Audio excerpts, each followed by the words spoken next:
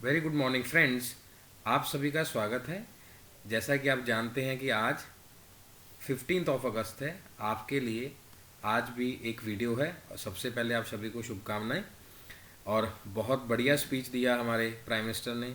सो एक बहुत आगे की तरफ हम जाने वाले हैं। चाहे वो हमारा एमएसएमई के रिगार्डिंग हो, जो भी पेपर 2 में आ रहा है, कुछ बच्चों के पेपर 2 में आ रहा है, साइबर को लेकर हो या नई प्लानिंग्स के बारे में हो या फिर डिफेंस के रिगार्डिंग हो, बहुत सारी चीज़ें आज उन्होंने डिस्कस करी हैं।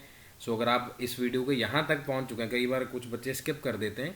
So it might be in the current affair section of our, जो हमारा कोई पैराग्राफ आ रहा है या फिर कुछ क्वेश्चंस पेपर 2 में कई बच्चों के एग्जाम में पूछे जाते हैं। सो उन चीज़ों को ध्यान रखिएगा। आज फिर वही शिफ्ट है जो हमारे पास अलग अलग पार्ट्स में हम डिस्कस कर रहे हैं। 25 जून को जो एग्ज़ाम था, उस एग्ज़ाम का आज हम रिसर्च एप्टीट्यूड को डिस्कस करेंगे। आज हमारे पास रिसर्च एप्टीट्यूड रहने वाला है। आपको मैं पहले ही बता दूं, इसमें एक 10 नंबर क्वेश्चन था, एक हमारे पास 32 नंबर क्वेश्चन था। एक हमारे पास क्या है जी, 10 नंबर क्वेश्चन है। You can write down, no issues at all. और उसी के साथ हमारे पास जो क्वेश्चन नंबर है 32 है। I have written on the my copy 32, you can write 32। Then there is 44 number. हमारे पास जो टोटल नंबर क्वेश्चन है, रिसर्च में से 3 क्वेश्चन पूछे गए हैं। सबसे पहले हम 10 नंबर पर ही जाएंगे, यानी कि 3 क्वेश्चन। वो थ्योरम में से प्लीज़ बाहर आ जाइए। हो सकता है कुछ बच्चे इस वीडियो के बाद बाहर आ ही जाएं कि सर सभी में से 5 नहीं आते, हम इसको स्किप कर सकते हैं, उसको स्किप कर सकते हैं। एक 7 नंबर क्वेश्चन था, वो बिजनेस स्टैट्स का क्वेश्चन था। वो हमारे रिसर्च एप्टीट्यूड के किसी पेपर 1 वाले कॉन्टेक्स्ट में नहीं आता। अदरवाइज वो बिजनेस रिसर्च स्टैट्स में पूछा जाता है, लेकिन इस तरीके के रिसर्च एप्टीट्यूड में वो कभी भी पूछा नहीं जाता। ठीक है जी, कतई नहीं पूछा जाएगा, ना ही पहले पूछा गया है। लेकिन बट हम डिस्कस कर रहे हैं तो उसको भी पेपर 2 वाले पार्ट्स में हम लेकर जाएंगे। आप सभी ने लिख लिया होगा हमारे पास, that is 10, 32 and 44 number question. और नेक्स्ट पार्ट जो हम डिस्कस करने जाएंगे, that is people environment and development. आपकी बुक्स में पीपल डेवलपमेंट एंड एनवायरनमेंट होता है। सो देन देर इज़, आज एनवायरनमेंट को भी हमारे प्राइम मिनिस्टर ने सेंटर में रखा है। और आज हमारे पास जो क्वेश्चन नंबर हैं इस फाइल में, जो 25 को जो एग्ज़ाम हुआ है, 15 नंबर है, 16 नंबर है, 18 है, then there is 29 number we have, और उसके बाद हमारे पास है 43। सो आज हमारे पास वाली वीडियो में टोटल कितने क्वेश्चन डिस्कस हो गए जी? 8 क्वेश्चन। जो सेकंड शिफ्ट थी उसमें टोटल हमारे पास कितने क्वेश्चन पूछे गए थे? टीचिंग था, उसमें थोड़ा सा कम्युनिकेशन भी था, थोड़ा सा आईसीटी भी था। तो उसमें सबसे ज़्यादा क्वेश्चन मतलब ऐड ऑन करके पूछे गए। चलिए जी, यहाँ तक उम्मीद है आपको सारी बातें समझ आ गई होंगी कि कैसे हम डिकोड कर रहे हैं इसको, या किस तरीके से हम चीज़ों को लेकर चल रहे हैं। सो आइए स्टार्ट करते हैं। विच of the following is not a research? बिल्कुल बेसिक क्वेश्चन हमारे पास है। It is A careful exhaustive investigation. Means definitely हमें ये मालूम है कि केयरफुल भी होता है, साथ साथ में हम इन्वेस्टिगेट करते रहते हैं, वो ख़त्म भी होता रहता है क्योंकि हमने वो प्रिंट कर दिया है। With an objective of advancing the knowledge, knowledge advance हो जाएगी। और ऑब्जेक्टिव का मीनिंग यहाँ पर हमारे पास क्या आ जाएगा कि कोई भी बायसनेस यहाँ पर नहीं है।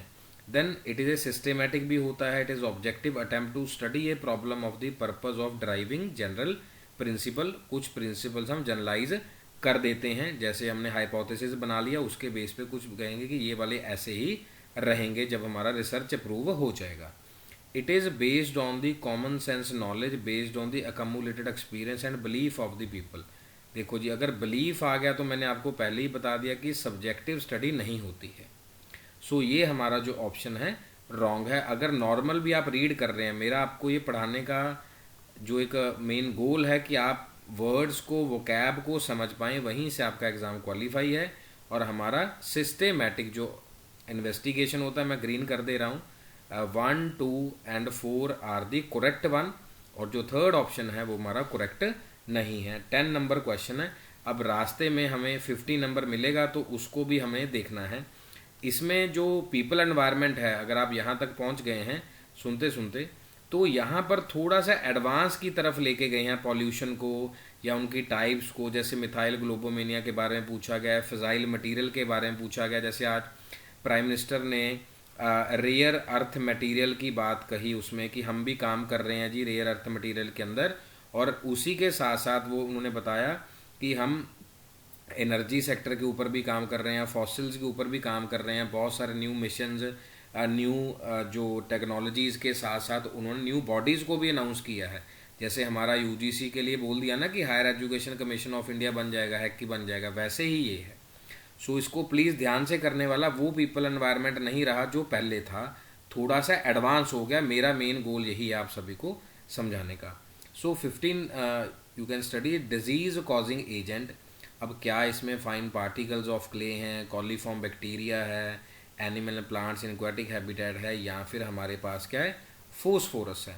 लेकिन हमें मालूम है कि जो बैक्टीरिया है गुड टर्म्स में भी हो सकता है, बैड टर्म्स में, it can be A agent. ठीक है, कैन बी। सो हम थर्ड और फोर्थ ऑप्शन को एक बार नेग्लेक्ट कर देते हैं। प्लांट न्यूट्रिएंट में अगर हम देखना चाहें कि क्या हो सकता है, क्या कुछ फाइन पार्टिकल्स हो सकते हैं क्या, या फिर हमारे पास कोई फोस्फोरस होगा। हमें मालूम है कि नाइट्रोजन है, फोस्फोरस है, या कई बार डीएपी भी बोल देते हैं कि प्लांट्स को देना पड़ेगा। तो आप क्या कर सकते हैं, सी ऑप्शन से जा सकते हैं। यहाँ पर सी ऑप्शन में 4 पे जा सकते हैं। जैसे टीएसएस है, और उसके बाद सस्पेंडेड सॉलिड्स एक नया वर्ड है यहाँ के लिए। अदरवाइज सस्पेंडेड सॉलिड को वाटर का जो प्यूरिफिकेशन होता है उसमें हम यूज़ करते हैं। तो हम इसमें देखना चाहेंगे कि क्या, हाँ बिल्कुल, तो ये किसके साथ जाएगा जी, फाइन पार्टिकल ऑफ क्ले में जाता नज़र आ रहा है। सो हमारे पास सी का 4 है, डी का 1 है, तो हमारे पास राइट आंसर 15 का क्या बनेगा, 2 ही बनेगा। 4 यहाँ कंसिडर कर सकते थे, लेकिन अदर ऑप्शंस अगर हम देखें कि ऑक्सीजन कंज्यूमिंग वेस्ट क्या है, तो अगर आप देखें कि हैबिटेट में हम कंज्यूम कर रहे हैं और उसके साथ साथ उस हैबिटेट में कुछ मतलब ये ऑक्सीजन साइकिल की बात कर लो कि O2 साइकिल की बात कर रहे हैं, या NO2 साइकिल होता है, नाइट्रोजन साइकिल कह लो, और या फिर वाटर साइकिल है, इस तरीके से चलता है। सो इन्होंने बिल्कुल ही प्रिसाइज मैनर में पूछा गया है कि कौन से पोल्यूटेंट्स हैं और उनकी कौन सी एग्जाम्पल। और रिलेटेड टू वाटर पोल्यूटेंट है, यहाँ पर प्लीज़ एक बात और लिख लीजिए, डिजीज़ का भी क्वेश्चन कॉमन है कि वाटर के साथ कौन कौन सी जुड़ी हुई हैं, टाइफाइड है, कॉलरा है, या अदर डिजीज़ है या नहीं है, ये आपकी डिफरेंट पेपर 1 की बुक्स में दिया रहेगा। सो उसके बाद हमारे पास क्वेश्चन नंबर 16 आता है। ये बहुत ही एडवांस लेवल का क्वेश्चन है, इतना भी कह सकते हैं कि शायद ये यूपीएससी लेवल का क्वेश्चन है। वी कैन ईजिली राइट कि ये यूपीएससी लेवल का भी क्वेश्चन हो सकता है कि इतना एडवांस में correct increasing order of U35 ratio in the following, यानी कि फिजाइल जो मटेरियल है सबसे पहले कैसे उसको प्राप्त किया जाएगा। जैसे हम मान लो कहें कि और सबसे पहले हमारे पास आएगी, ये तो हमने मान लो 10th क्लास तक भी पढ़ा कि और सबसे पहले होनी चाहिए, फिर उसके बाद परसेंटेज को हम देखेंगे। ठीक है जी, और हमारे पास सबसे पहले आ गई, फिर और से हमने नेचुरल यूरेनियम बना लिया, देन व्हाट, कि वेपन ग्रेड यूरेनियम पहले बनेगा या रिएक्टर ग्रेड पहले बनेगा। आज 15 अगस्त को हमारे प्राइम मिनिस्टर ने भी न्यूक्लियर रिएक्टर्स को बोला कि आने वाले समय में 10 टाइम्स हमारी पावर हो जाएगी, और बहुत ज़्यादा न्यूक्लियर रिएक्टर्स बहुत स्पीड से काम कर रहे हैं एनर्जी सेक्टर के ऊपर। आज सीधा बोल दिया कि बस $no no पाउंड, हम इसके ऊपर नहीं जाएंगे, बस आत्मनिर्भरता की बात उन्होंने कही है। सो हमारे पास जो इसका राइट आंसर है दैट इज़ 2, रिएक्टर ग्रेड पहले आएगा, उसके बाद और एंड में आ जाएगा हमारे पास वेपन ग्रेड यूरेनियम की। इस रेशो में उसको इस्तेमाल किया जाता है। B, A, D and C was the last option. ठीक हो गया जी, 3 क्वेश्चन हमारे क्लियर हो गए हैं और हमें इसका लेंथ, ब्रेड्थ, डेप्थ सब चीज़ें हमें मालूम हो गई हैं। फिर उसके बाद देख भी पा रहे हैं आप कि पीपल एनवायरनमेंट से ज़्यादा क्वेश्चन पूछे गए हैं। नाउ लास्ट टाइम पूछा गया था कि एक्सपेंसिव टावर कौन सा है। जो बच्चे चंडीगढ़ में रहते हैं या चंडीगढ़ को जानते हैं ट्राई सिटी में, आपको पता है सेक्टर 26 के पास एक एयर प्यूरिफिकेशन के रिगार्डिंग टावर को लगाया गया है। बहुत सारे पैसे वेस्ट हो गए, अब उसको डिसमेंटल करेंगे। So electrostatic precipitator is used in thermal power plants to remove which of the following pollutants. क्या इन बातों का जिक्र किसी बुक में है? नहीं है जी। तो मैंने एडवांस लेवल की बात है, कुछ वर्ड्स का माइट भी जिक्र हो सकता है, लेकिन ऐसा वहाँ पर ऑप्शन नहीं है। देखो जी, पीएच की बात हम हाइड्रोकार्बन्स की डिफरेंट लेवल पर करते हैं कि जी वहाँ से कन्वर्ट हो जाते हैं जब हम फैक्ट्रीज़ में काम कर रहे हैं, गैसियस पोल्यूटेंट्स वहाँ वेव आउट हो जाएंगे। वीओसी तो हमें मालूम है कि कॉस्मेटिक के साथ है। सो हमारे पास क्या फ्लाई है, और इसी की सबसे ज़्यादा बड़ी प्रॉब्लम होती है। राजपुरा के पास भी है जी, वहाँ के कुछ जो रूरल एरियाज़ हैं उन्होंने भी कंप्लेंट करी है, ऐसे बठिंडा में भी है, ऐसे बहुत सारे सिटीज़ में जहाँ पर फ्लाई ऐश की प्रॉब्लम होती है। और वाटर के रिगार्डिंग भी प्रॉब्लम रहेगी, इसीलिए इलेक्ट्रोस्टैटिक प्रेसिपिटेटर को यूज़ किया जाता है। सो इसको भी थोड़ा सा डीप डिग कर लीजिएगा टॉपिक को कि इलेक्ट्रोस्टैटिक प्रेसिपिटेटर क्या है, प्रोसेस क्या है, कहाँ कहाँ पर ये काम कर रहा है, या क्या टेक्नोलॉजी है, क्योंकि पिछली बार तो यही पूछ लेगा कि कौन सा एक्सपेंसिव है या कौन सा एक्सपेंसिव नहीं है। Now we are left with 32 number. और इंडियन लॉजिक में से या बाकी सब टॉपिक में से भी सबसे ज़्यादा क्वेश्चन पूछे गए थे। नेक्स्ट वीडियो हम उसी में करेंगे, इंडियन लॉजिक है, लॉजिकल रीजनिंग, तो इस तरीके से चलेंगे। ठीक है जी, 29 की तरफ हम बढ़ रहे हैं। 29 क्वेश्चन इसी का है। बाकी क्वेश्चन आप देख पा रहे हैं, धीरे धीरे हमने टीचिंग वाले, कम्युनिकेशन वाले, सारे आईसीटी वाले कवर कर लिए हैं। सो सारी वीडियोज़ को कॉन्टीन्यूसली देखना। अगर हम आपके लिए कॉन्टीन्यूस बना रहे हैं तो आपको भी ऐसे ही देखना है। ये भी एडवांस लेवल का क्वेश्चन है जी, कि सबसे पहले ब्लू बेबी सिंड्रोम मिथाइल ग्लोबोमिनिया इम्यूनोफेंट्स में इनिशियल टू फाइनल कैसे होगा। जैसे हमने एक बार बात करी थी डियर स्टूडेंट्स की, मरकरी पॉइजनिंग कुछ होता है, कैडमियम पॉइजनिंग होता है, या फिर हम कह रहे हैं कि जो फिश कंज्यूम कर रहे हैं हम, क्या फिश जिस वाटर में है क्या वहाँ मरकरी नहीं है, इंस्टेड जो फिश के पास मरकरी आ गया वो हमारे पास आ गया। और इसी वजह से जापान में काफ़ी पहले भी, अभी तो चलो कम होगा, उनको बैकबोन का इशू हुआ था, प्रॉब्लम होना शुरू हो गया था मरकरी पॉइजनिंग की वजह से। और बाकी सब चीज़ें भी जो मेंटल ऑर्गन्स हैं, जहाँ peripheral nervous system, central nervous system, वहाँ पर भी दिक्कत है। ये चीज़ें आप बुक्स में भी स्टडी कर सकते हैं या फिर आर्टिकल्स आपको मालूम होगा। सो यहाँ पर हमें मालूम है कि ये डिज़ीज़ कैसे होगा, लिखा भी हुआ है यहाँ पर हमारे पास कि consumption of nitrate polluted water आ गया ना जी वाटर में, चाहे वो फैक्ट्री से आया, चाहे वो कहीं से एग्रीकल्चर फील्ड से आया, कहीं से भी आया, पोल्यूटेड वाटर से आ गया। सबसे पहले नाइट्रेट्स हमारे पास आएगा, फिर नाइट्रेट्स आयंस नाइट्राइट्स में कन्वर्ट होंगे, फिर उसके बाद यही आयरन के साथ हीमोग्लोबिन बनाएंगे, वही जो कार्बोक्सी हीमोग्लोबिन वाला है, forming of abnormal haemoglobin called methaemoglobin, otherwise carboxyhaemoglobin होगा। ठीक है जी, जो हमने यहाँ पर बनाया था CO वाला, कार्बन मोनोऑक्साइड वाला, ये क्वेश्चन भी आमतर कॉमन है कि अगर CO है उसका मैक्सिमम एफिनिटी रहेगा, मैक्सिमम एफिनिटी टुवर्ड्स जो हमारे हीमोग्लोबिन के मॉलिक्यूल्स हैं। इस वजह से नौजिया या कई बार क्या हो जाता है, डेथ भी हो जाती है। कार्बन मोनोऑक्साइड, जैसे हम कह रहे हैं कि अंगीठी का जो धुआं था उस वजह से डेथ हो गई। ठीक है जी, तो हमारे पास जो इसका ऑप्शन बन रहा है वो क्या बन रहा है जी, C, A, B and D option बन रहा है। कोशिश करेंगे कि इस फाइल को दोबारा PPT में कुछ कन्वर्ट किया जाए, ऐसा कि बार बार ये वाला ना हो। पिछली वाली वीडियो में तो नहीं हुआ था, यहाँ पर फिर दोबारा से सिक्योरिटी को इशू है। ठीक है जी, प्लीज़ कोऑपरेट विद दिस। हाँ जी, 29 के बाद हमारे पास क्वेश्चन नंबर है 32। हाँ जी, ये जो क्वेश्चन है क्राइटेरिया फॉर हाइपोथेसिस कंस्ट्रक्शन की जो हम बात कर रहे हैं, ये रेपिटेटिव क्वेश्चन है, फेवरेट क्वेश्चन है कि हाइपोथेसिस के लिए क्या क्या प्रिसाइज होगा या क्या क्या नहीं होगा, टेस्ट किया जाना चाहिए नहीं किया जाना चाहिए। ये पिछले 3 एग्ज़ाम में लगातार रिपीट हो रहा है, पेपर 1 में भी और पेपर 2 में भी। आइए चेक करते हैं हम। हाँ जी, पता ही है कि हमें डिस्क्राइब एक इशू करेगा ही करेगा, या फिर क्या मिनिमम, पहले उसने कह दिया ओनली 1 इशू जब हम हाइपोथेसिस बना रहे हैं। ठीक है जी, क्योंकि पर्टिकुलर चीज़ें हमारे पास है कि वहाँ पर है। सो B वाली जो ऑप्शन है वहाँ से हमें क्लियर हो जाना चाहिए कि 1 और 2 ऑप्शन कतई ही नहीं रहेगी और 4 भी नहीं रहेगी। अगर आगे चेक करना है कर लेते हैं, कोई दिक्कत नहीं है। It should specify variable between relationship is to establish, हम उसमें इंटरवीनिंग वेरिएबल, कंट्रोल, ये सब रिलेशन बना के बताएंगे। So then we have left with this, it should be specific precise होना चाहिए और ये टेस्ट किया जा सके चाहे वो गलत है या सही है। So we have left only with, कौन सा ऑप्शन हमारे पास करेक्ट आ गया, ACDE। अगर आपको 1 और 2 में ही क्लियर था तो बहुत ही नैनो सेकेंड के अंदर आप इसको अचीव कर सकते थे। अगर आपको बाकी चेक करना, चेक कर सकते हैं। ठीक होगा जी, 32 के बाद हमारे पास अभी कितने क्वेश्चन बाकी हैं, 2 ही क्वेश्चन बाकी हैं, 43 एंड 44। 4। उम्मीद है आपको सारी बातें धीरे धीरे समझ आ गई होंगी। फास्ट भी चल सकते थे, लेकिन काफ़ी बातें आपको 1 डे के गैप के अंदर अभी हम वीडियो डाल रहे हैं, सो दैट कि आपको चीज़ें रिवाइज करने का मौका मिले जो बीच में गैप है। हाँ जी, ओजोनेशन 2023 में aeration, flocculation, screening, word repetitive है। ध्यान से आप ये भी देख सकते हैं यहाँ पर वेस्ट वाटर ट्रीटमेंट प्रोसेस। मैंने अभी आपको बताया, क्योंकि हमारे इंडिया में सबसे बड़ी प्रॉब्लम यही तो है अनट्रीटेड सीवेज की।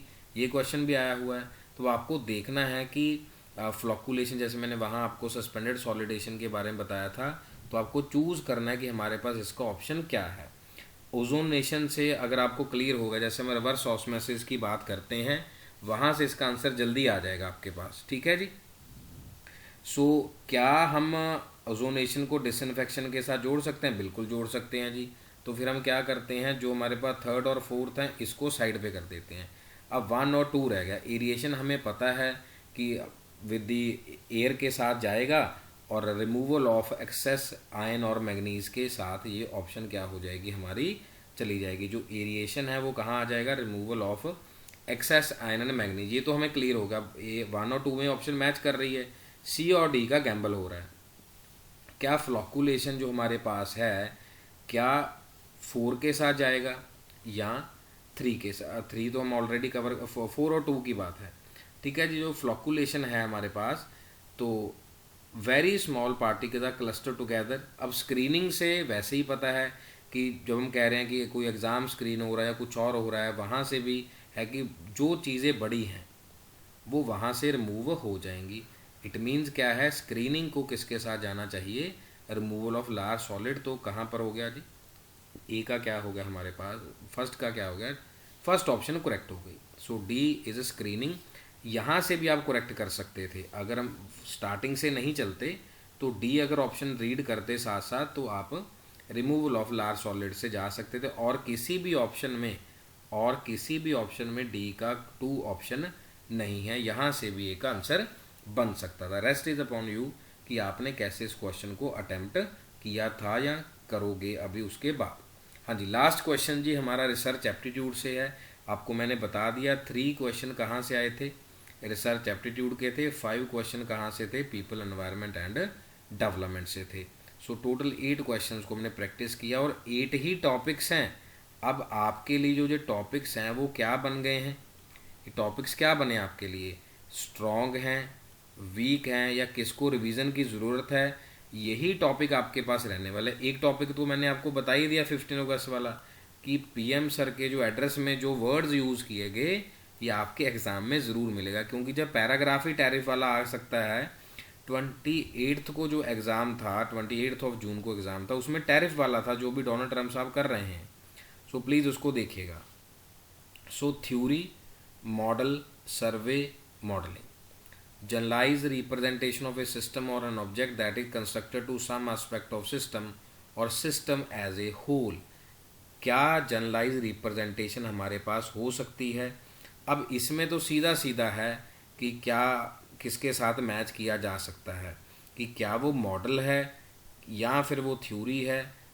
Representation of a system constructed to some aspect of system और सिस्टम एज ए होल की एक चीज़ बिल्कुल ही फिक्स कर दी है, बिल्कुल फिक्स हो गई है। इट मीन्स हम बी को 1 के साथ जोड़ सकते हैं। सो बी को 1 के साथ हमने जोड़ दिया। उसके बाद मॉडलिंग को अगर देखें, मॉडल के बाद मॉडलिंग, दोनों में से चूज करना है, फिर हमारा आंसर आ जाएगा। वैसे बी का 1 दिया हो जा सकते हैं, पर चेक कर लेते के बाद डी में। Research problem is represented by mathematical model, definitely, कि जहाँ से हम किसी चीज़ को सामने ला पाएँ, बता पाएँ, that is called as modelling. Albert Bandura का भी यही कॉन्सेप्ट था मॉडलिंग का, कि किसी चीज़ के सामने देखने के बाद अगर उसको हमने बना दिया, that is all is a modelling. A का 3 दिया हुआ, theory, set of systematically interrelated proposition that explain and predictive phenomena. जैसे हम P1 P2 और कंक्लूजन में सब चीज़ें डाल दे रहे हैं। उसके बाद हमारे पास बच गया survey. It is a data collection technique using a questionnaire. अब अगर हम ध्यान से देखें, क्या सी का 4 ऑप्शन किसी और में है? यहाँ से तो कैंसिल हो गया। अब यहीं पर जाना था, कोई भी वर्ड आप ढूंढ के, थ्योरी से, मॉडल से, मॉडलिंग से, इसलिए मैंने आपको सबसे पहले और सबसे आखिर में यही कह रहा हूँ, ये वर्ड्स का गेम है जी, वर्ड्स का गेम है। उसी वर्ड्स को फोकस करके आप आगे बढ़ सकते हैं। इन्हीं शब्दों के साथ बहुत बहुत धन्यवाद आप सभी का। फर्स्ट वीडियो में मैंने जैसे आपको बताया, हमने टीचिंग और हायर एजुकेशन स्टडी किया। सेकंड में टीचिंग कम्युनिकेशन और आईसीटी स्टडी किया। थर्ड में हमने पीपल एनवायरनमेंट डेवलपमेंट और उसी के साथ रिसर्च एप्टीट्यूड को डिस्कस किया। अप्रॉक्सीमेट 12+8 20 क्वेश्चन, 20 और 10 वहाँ पर अप्रॉक्सीमेटली थे। तो 30 क्वेश्चन को हम 3 वीडियोज़ में डिस्कस कर चुके हैं और 30 टॉपिक्स ही बन गए हैं हमारे। अगर ये 30 टॉपिक्स आपने रिवाइज कर लिए, मार्क माई वर्ड्स, इसमें से 50% टॉपिक कॉमन होंगे दिसंबर एग्ज़ाम के लिए और डेफिनेटली आप जेआरएफ को अचीव करेंगे। और जेआरएफ को मैं हमेशा आपके लिए बोलता हूँ, just remain focused, that's all. With all these word, thank you so very much, take care. Next video में मिलेंगे। कोई दिक्कत हुई, परेशानी हुई तो आप कमेंट करके और व्यू करके बता सकते हैं। Take care, bye.